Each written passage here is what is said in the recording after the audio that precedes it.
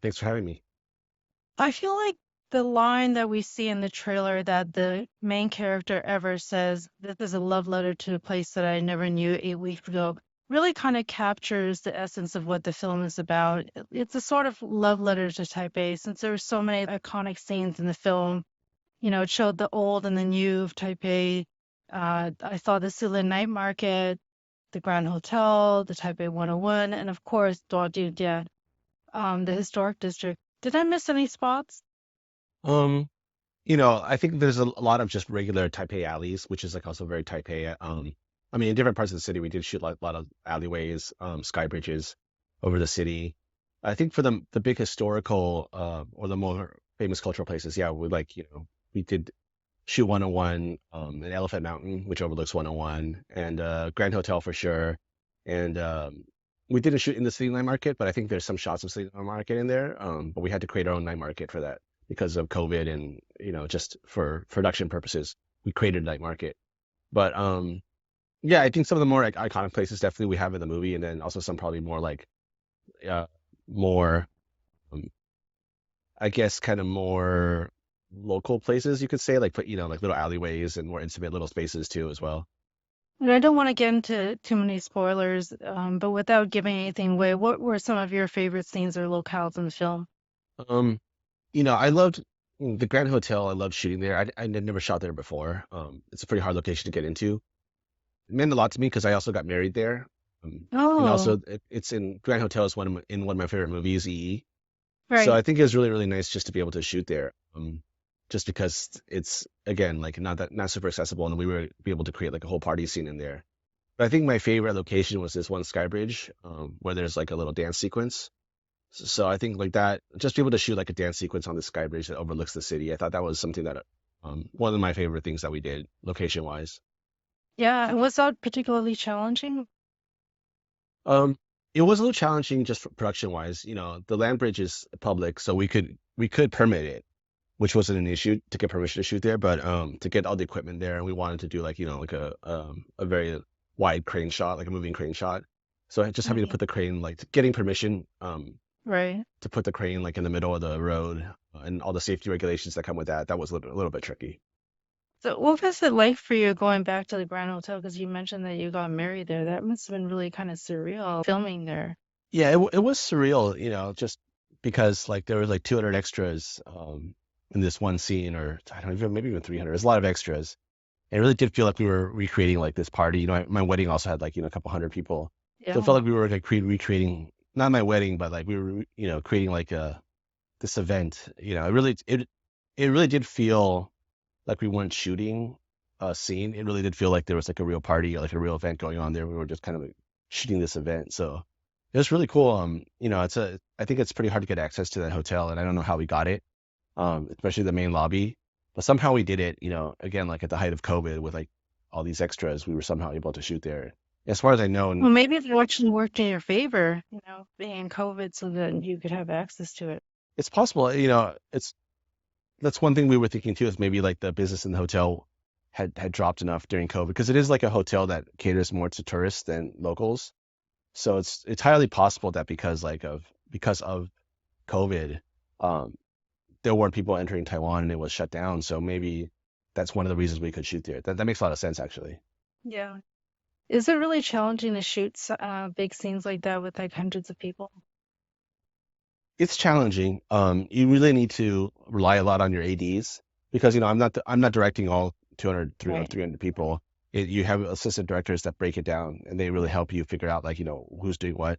So it's less challenging as a director. It's really challenging on the assistant director team, because they have to be like so honored about like who's doing what and who's in charge of how many people, and like placing people and stuff like that. And I me and the DP, we do the final looks of like where how people are placed. But if you have really good ADs, they can save you so much time and effort by like knowing where people should stand, and like having a good idea of like what looks natural. But it's not as hard as people think to have huge crowd scenes. It's just takes longer to shoot because there's more moving parts. What are your favorite types of scenes to shoot? In all my movies are dance scenes. I love shooting dance scenes. I love shooting comedy if there's like like comedic beats. I don't like shooting crowd scenes just because it becomes so technical. Like with Yeah. what just it's so much more about like blocking and stuff like that. Sometimes I just like to shoot a scene with two people talking because then you don't have to worry about so much except for their performance. So I think those are my favorite things to kind of shoot. And you mentioned that the film was filmed during COVID. What was that like? Was that challenging, and how did that affect the filming? It was challenging in the sense that we couldn't shoot a lot of crowds unless we created the crowds ourselves. And we couldn't be shooting streets again because everyone was masked. So if we wanted to make it feel like this wasn't a movie that takes place in COVID, Right. which it couldn't, right? Because of the tone of the movie, it would be super weird if it was like a Yeah. movie set during COVID.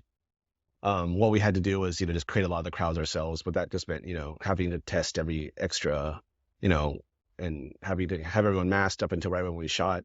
So it was tricky. It was tricky to create the vibe of a city that was like totally alive.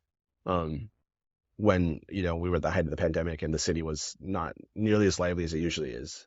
I think the film like really captured like the whole feeling of being in Taiwan for the first time. And I think I read somewhere that a lot of for a lot of the actors, it was also their first time there. Can you talk a little bit about that and how that casting came about? Yeah, the only actor that we had cast earlier on before I was even on board was Ross Butler, who was also an executive producer on the film. So he came on board much earlier.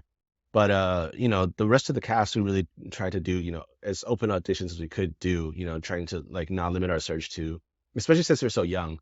The pool of actors professionally was a little bit more smaller.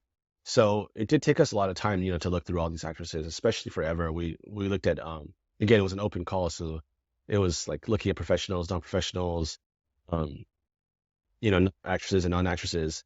So it took quite a while. We found someone like Ever or Ashley who really did have like that quality that we wanted, which is, kind of you could buy that she was like, grew up in this like, Midwestern town, kind of naive and hadn't seen a lot and, a little bit more insecure. But at the same time, she could shift into someone who like had a little bit more confidence in herself towards the end. So just finding that right balance was tricky. What was really nice though is you know, it wasn't ever an issue, to not cast Asians. Some movies you're like, oh, so this role be Asian, so this role not be Asian, but like every role in the movie is ostensibly either Asian American or Asian or you're Asian. So it's just nice that every every actor we saw was we knew would be some kind of Asian actor playing the part. Right, definitely. And it's pretty impressive. Ross Butler and Chelsea Deng actually speak Chinese in the film. Were they able to speak Chinese before?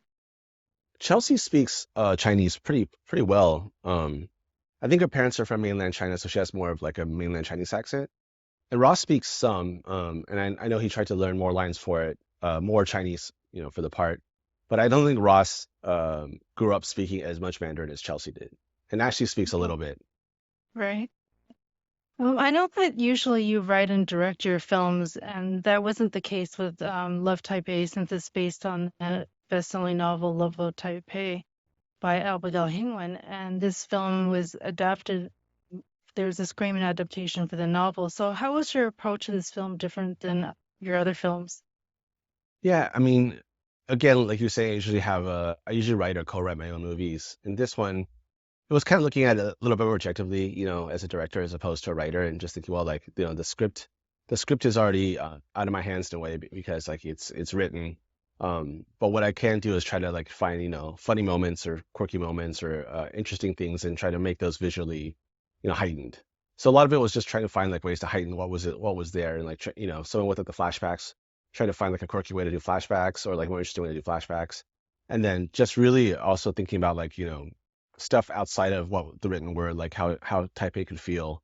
I think sometimes learning like as a director of stuff I don't write is how to basically look at the script and think about how I can make the performances better, how I can make cool shots, how I can kind of like um, capture the tone of the script and keep it consistent. Right. And also like part of this film was about the Loveboat program. And, a lot of people in the Taiwanese diaspora have definitely heard about it. It's so um, notable. Had you heard about it in the past, and did that inform at all how you directed the film? I had heard about it. I had a lot of friends and relatives that have been on it. I haven't been on it myself, But I did think about like, that feeling, people would always say that they went back to Taiwan and they partied and or they hooked up or they had this great time or like they learned, so much about their own culture. So all of those things resonated with me, and I knew that like that was something to capture that spirit of like, there's like a rebellious nature of these kids that go and they go party. Um, but at the same time also that, the parents send them there to try to like learn culture to get like their cultural roots. So trying to find that balance of, what Love Boat what is about, but then knowing that like this is like a YA kind of like in a way kind of like an escapist fantasy movie, and how to like balance that, keep like enough of the realism or grounded realism of like that what the Love Boat program is, at the same time, try to capture the fun of that happens outside of the program, which is I think often what the Love Boat experience is about, which is not the program itself. And for a lot of people who are not familiar with your work, you yourself actually went to Taiwan in your early 20s, nearly 20 years ago. I read in 2001. And actually, I went back at that time too and lived there for some time. And I can't help but wonder if you felt there were some parallels between like what these characters were experiencing and like your own trip going back to Taiwan and connecting with your parents' homeland. Definitely, I went back to work, which is obviously very different than going for like Yeah. 8 weeks. But I can't help, thinking that that's the journey is not that different, which is, I went back as a American who grew up pretty American, especially, like ever. She's from the Midwest, from Ohio, but I grew up in Northern California, but in, a pretty white suburb, especially when I was first growing up. And again, like thinking of myself much more as an American as opposed to like a Taiwanese American or Chinese American. So it was really like not just culture shock, but kind of just like my world was upended a little bit when I first got to Taiwan, just because it's such a different world than the world I grew up in. But then I found so much inspiration and excitement in that um, experience, and obviously it informed me enough that I wanted to stay there and make movies there, um, and spend most of my like younger adult life there. So it had a formative experience on me. So when I read the book and the script and thought about, okay, what is my connection to Everest's journey, it was pretty easy to like think about like, oh, this is something that I kind of went through, not as a young woman in 2022, but as a as a younger man in like the early 20s. So I could still see how that would resonate and how it would feel. Yeah, I definitely think a lot of people can connect with this kind of a story. How do you think that Taipei and Taiwan have changed since you started making films in these past couple decades? Well, it's like the rest of the world has gotten a lot more globalized, I think. The internet is a big reason, but I think just, um, Taipei has become much more accessible in terms of just, to the Western world. And I think a lot of it also has to do with like, the internet and like, um, the world where people travel so much more now, or like have had so much more access to culture. So I feel like, I know a lot of Chinese Americans or Taiwanese Americans that still go back to Taiwan all the time now. But I think they don't need Loveboat anymore. They could go on the internet, and like find like all the restaurants to eat at, or where they should stay, Airbnbs. So I think like in that respect, it's a lot less foreign than it used to be. When I'm not in Taipei now, but just being in the Taipei this summer, just like seeing so many Asian Americans there, so many expats. So I feel like it's again like just become a much more accessible world, and Taipei has become like a very global city. And I think even people who aren't Taiwanese American, know about it now, especially like as sure when it comes to like food. I think like Taiwanese food has been like softly exported throughout the world. Especially obviously boba, but besides boba, just like Taiwanese food in general, I think people know about like night markets and street food and all this stuff. And I feel like that's also just made Taiwan like a more of a travel destination or more of like a party destination than when I was younger and traveling there. And what do you think are some of the classic Taiwanese experiences that were really captured in this film and that haven't changed? Oh, like the night markets for sure. I think Yeah. night markets it's themselves have not really changed. I think the only thing that's changed is that now because of the internet, people know like, oh, you have to go to this stand.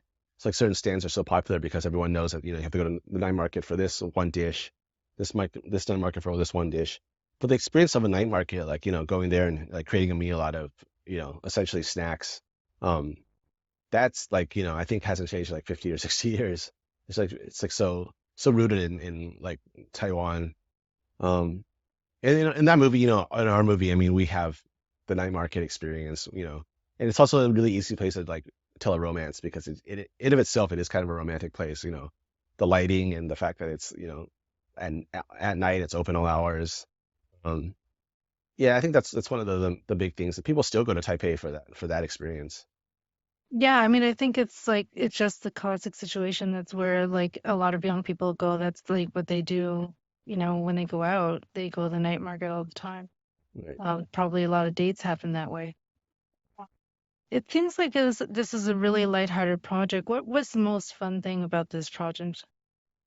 I was getting to work with like these younger Asian American kids, honestly. I think just I I have, I'm not of that world anymore of the, I'm not definitely not in my early 20s, but just seeing how how kids of their age act and like how they see the world was really, really interesting and fun for me. And just especially like ever hanging out with Ashley, who's like, in her early 20s and like just seeing like what kids think about now and like what's cool and what's not cool is really kind of eye-opening to me. And then like, what's not that different, which like Nico used to run around set playing music all the time. Some of the songs are really old, and I'm like, Nico, this is an awesome song. So it's kind of fun, just like again, like trying to connect with them, but at the same time know that they're like of such a different generation than me. Yeah, that's something that I wanted to ask you about. I read that music is a part of your writing process usually when you are writing your films. And so I'm wondering how is that different for Loveboat Taipei and how involved were you with the selection of the music in the film? Like how was that? Love in Taipei. It was very, you know, in my own movies, I come up with the kind of like the concept for the score when I'm writing it. So like I'll know that I want to set the movie to like kind of 50s musical style, score. I want to set it to like French jazz. For this one, I didn't really have, again, because I didn't write it, I didn't really have an idea of what the songs would feel like. But I knew that we would probably want to do more of a pop score than like a traditional score, or we would use pop songs a lot. Um, so it was kind of cool. It's like the kind of we worked in reverse a little bit, which is that we picked the songs first and then we scored it, and the score kind of became like a way to like enhance kind of like the pop soundtrack that was already existing. But we had really really great music supervisors, Laura and Lauren, who were uh amazing. Like the data bank of songs they got me and the editor to work with was like just huge. It was mostly Taiwanese artists, which was really cool. Or Mando pop or so like I think a good 70% of the music in the movie is Taiwanese pop music or some old Taiwanese retro music, which they also found.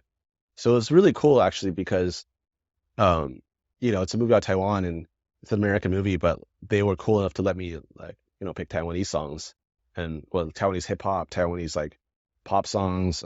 We created like a a cover of a Whitney Houston song in Mandarin.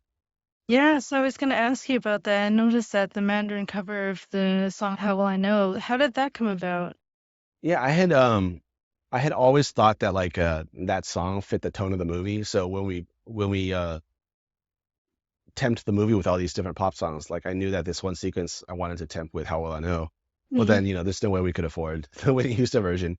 So the editor and I thought, like, well, you wouldn't it be fun if we could create like a Mandarin cover of How Will I Know? So music supervisors found us like a really great artist, Priska, to do the cover. So it was really really cool. Was it, I know that there's a choreographer involved because the character ever, really wants to go to dance school. Um, what was it like working with this choreographer? Oh, they were great. They helped us choreograph like the fan dance sequence and all this stuff. The dancing on the sky bridge. No, it's really nice because like I don't know anything about dance. I can't tell. I have no feedback I can give them except very general, broad, kind of like, oh, I wish it would feel like this, or wish it would feel like this. To rely so much on their taste to be able to choreograph it. And to her credit, Ashley, who can dance but is not a dancer, they had to, they gave her a lot of lessons, and she worked really, really hard to try to, catch up on like, a ballerina or someone in any kind of like modern dance. You need years and years of training, so she had a couple weeks or a couple months at the most. And so she had to work really, really hard to get like, the basics down, and it was hard. Yeah. I mean, it's pretty impressive how she pulled that off. Do you usually work with choreographers on your films? Because I know that some of your other films have had dance scenes. Yeah, I usually work with choreographers, although this was by far the more complicated dance movie I've done, just because like the main character is a dancer. Was there anything that was unexpected that happened during the filming, something that was not planned that actually ended up in the film? Um, I'm trying to think. Anything that was unplanned? No, I think, again, this was a movie that shot during COVID, so it was like pretty, it had to be kind of strictly like, not a lot of improvisation. In other movies, I've like, moved actors around and like thrown them into new locations, like on the day or like done more flexibility with shooting. I think in this movie, because again, it was shot with very strict COVID protocols, less flexibility and, like moving stuff around Yeah. and doing different things. Um, I will say like the thing that was unexpected was just kind of like the character. Again, the characters brought so much, actors brought so much charm, their roles, that it helped us, push the characters a little bit more than like, they were on paper. So I think there was a lot of just their natural charisma that we were able to tap into. It seemed like they had a really good camaraderie. Like, was that also true, like off the set? Yeah, yeah, though they hang out together all the time, and I think like every weekend they were hanging out and like partying together. So like, I think they had a really really nice time, and I feel like as we were growing, as we were shooting further along, I think they just got more and more comfortable with each other, and really by the end of the by the end of the show, it was just like they were really really those characters because there's these four kids that really did come to Taiwan and like bond with each other. The most interesting thing is just that we were able to make a movie where the main character's journey was so much like the actor's journey was so much more like the main characters. I think you've really carved out a space for yourself as a someone in the romantic comedy genre. And so, what is it that appeals to you about that genre? And are you a romantic at heart? Um, maybe my when I was younger, definitely like I was one of these characters that was like kind of also swept up in like the romance of Taipei, and I think a lot of young people are. I like romantic comedies just because like I do like movies with a lot of like a lightness and tone. And I do like just the element of like love is kind of like something whimsical you can play with, and especially like an urban setting. So I love urban romantic comedies.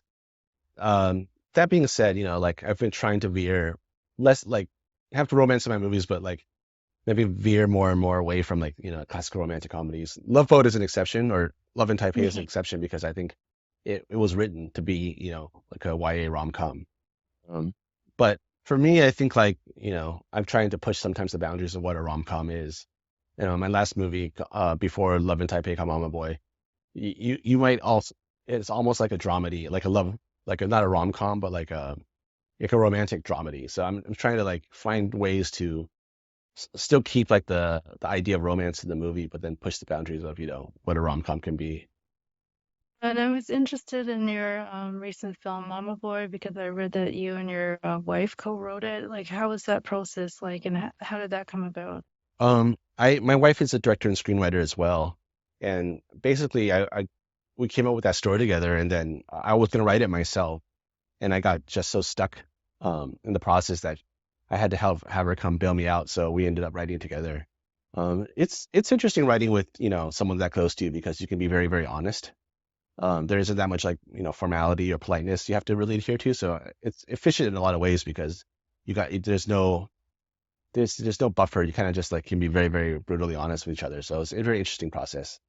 Well, as long as you know how to handle that and you can recover and communicate clearly, right? Right, right, right. Yeah, that's the trick. Yeah, yeah. Yeah, definitely. Yeah, yeah. Interesting. I see that you're really branching it. So, having worked in the Taiwanese film industry for nearly 20 years and then now with this film, Love in Taipei, how would you think that you've seen the film industry in Taiwan change, and how do you think that was reflected in the making of this movie? Well, the Taiwanese film industry, from when I started, it was still very very art house. This is like the early 2000s when I first got back to Taiwan. There was a big shift towards commercial filmmaking in like the late 2000s, so like around 2007, 2008. My first movie came out in 2010, and it was part of kind of that wave of like Taiwanese movies kind of moving back towards more commercial movies. And I think that's been like the overall trend of the last 10 years is Taiwanese movies now becoming more and more commercial or genre based, like lots more comedies, a lot more like, like ghost movies or horror movies, or get more genre stuff. Hmm. So I think that's been kind of really interesting, like this shift from art house to again, like more commercial, more audience friendly stuff in Taiwan. Because it used to be the art house films in Taiwan were more for international market, like film festivals, like prestigious film festivals. And now it's the trend has been, probably less Taiwanese movies going towards like film festivals, but more local audiences watching Taiwanese movies, which has been great. I guess how it's affected Love Boat, because or Love in Taipei, is that our crew was 95% Taiwanese on the ground. We had a couple, our line producer, a couple of producers, like our director, some of the ADs were all from North America, Canada, or the US. But the crew was still Taiwanese. And I think what's great is because Taiwan has now a much more thriving film industry because of the commercial filmmaking, we were able to, do ostensibly like a very commercial YA movie with Taiwanese crew, um, which might not have been possible 10 years ago because Taiwanese crew might not just like language wise, maybe not enough bilingual support, and then just technical know-how or the ways to run a set might have still been a little bit more haphazard. But like now Taiwan has very professional crews.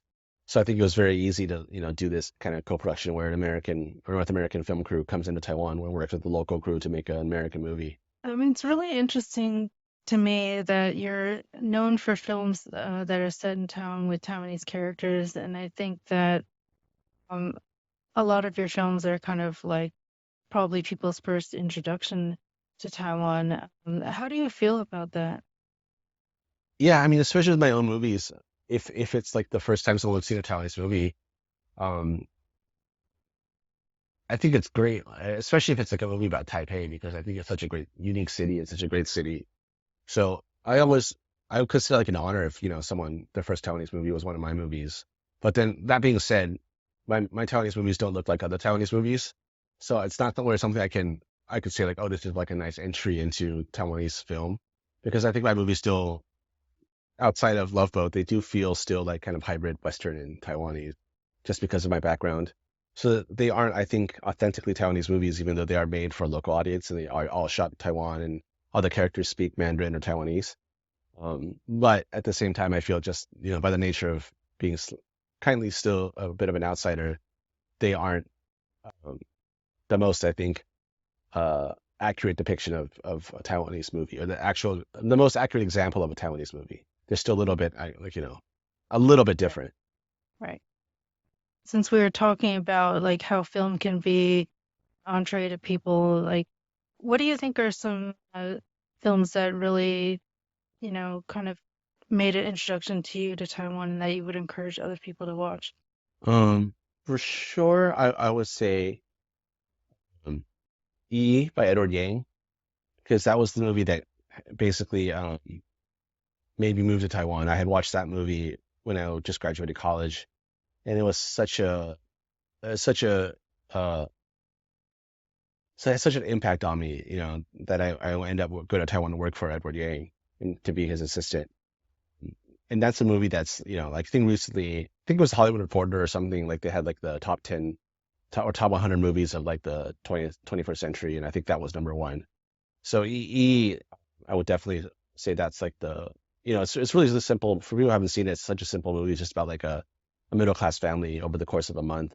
But it touches on so many aspects of, everything like life, having children, growing older, just Yeah. all these things that really, really is really, really powerful. So that's a great one.